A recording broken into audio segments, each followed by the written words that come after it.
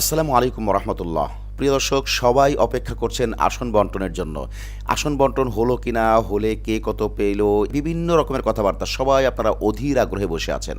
চলেন আজকে আমরা আসন বন্টনের একটা চূড়ান্ত হিসাব দেখে নেই। মূলত আসন বন্টন হয়ে গেল, কে পাইল কত আসন। বন্ধুরা, আমরা মূলত নিচে থেকে যদি আসি, অর্থাৎ এক থেকে যদি শুরু করি, তাহলে আমরা এভাবে বলবো যে ডেভেলপমেন্ট পার্টি তারা পেয়েছে 1 আসন, লেবার পার্টি তারা পেয়েছে 2 আসন, এবং নিজাম ইসলাম পার্টি তারা পেয়েছে 2 আসন, জাগপা তারা পেয়েছে 2 আসন, এবি পার্টি তারা পেয়েছে 2 আসন, এবং এলডিপি তারা পেয়েছে 5 আসন। খেলাফত আন্দোলন পেয়েছে 5 আসন, খেলাফত মজলিস আব্দুল কাদের অংশ তারা পেয়েছে 7 আসন, এবং খেলাফত মজলিস আমিরে মজলিস অংশ তারা পেয়েছে 13 আসন।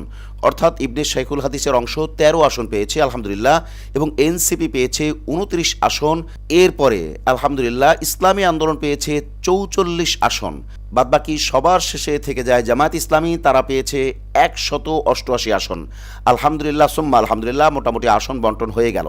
এখন স্বাভাবিকভাবে অনেকের প্রশ্ন আসবে যে এই বন্টনটা কিভাবে হলো, কোথায় কি।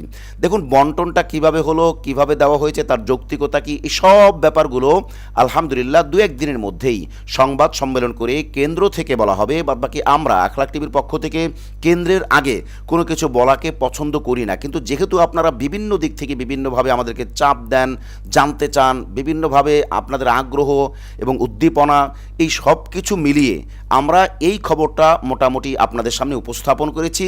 এই খবরটা আলহামদুলিল্লাহ এমনই হবে, হয়তো একটু 19-20 হতে পারে, সেটা মনোনয়নপত্র বাতিলের ক্ষেত্রে হতে পারে, আবার যাদের বাতিল হয়েছে তাদের পাওয়ার ব্যাপারে হতে পারে। এনিওয়ে, মোটামুটি এইরকম একটা হিসাব। তার মানে আসন বন্টন আপনি ধরে নিতে পারেন, এটাই আসন বন্টন ইনশাআল্লাহ। এখন এই সূত্রকে আপনি কি গোপন সূত্র বলবেন, নাকি বিশেষ কোনো সূত্র বলবেন, না কোন সূত্র বলবেন, এটা আপনাদের ব্যাপার। তবে অবশ্যই নির্ভরযোগ্য সূত্রেই আমাদের কাছে এই তথ্য এসেছে আলহামদুলিল্লাহ সুম্মা আলহামদুলিল্লাহ।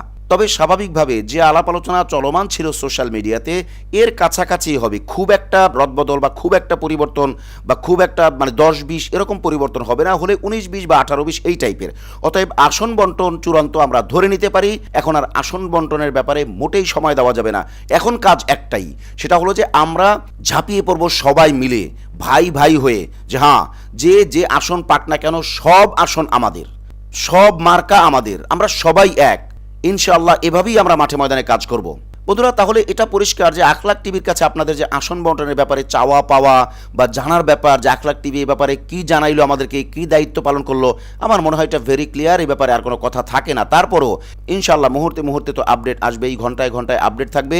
অতএব আমরা নিশ্চিত থাকি এবং সবাই মিলে ঝাঁপিয়ে পড়ি 12 দলকে বিজয়ী করার জন্য।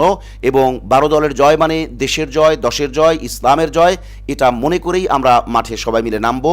আল্লাহ আমাদের সকলকেই সেই তৌফিক দান করুন। আজ তাহলে পর্যন্তই, দেখা হচ্ছে পরবর্তী কোনো লাইভে অথবা পরবর্তী কোনো ভিডিও বার্তায় ইনশাআল্লাহ। আসসালামু আলাইকুম রহমতুল্লাহি ওয়া বারাকাতুহু।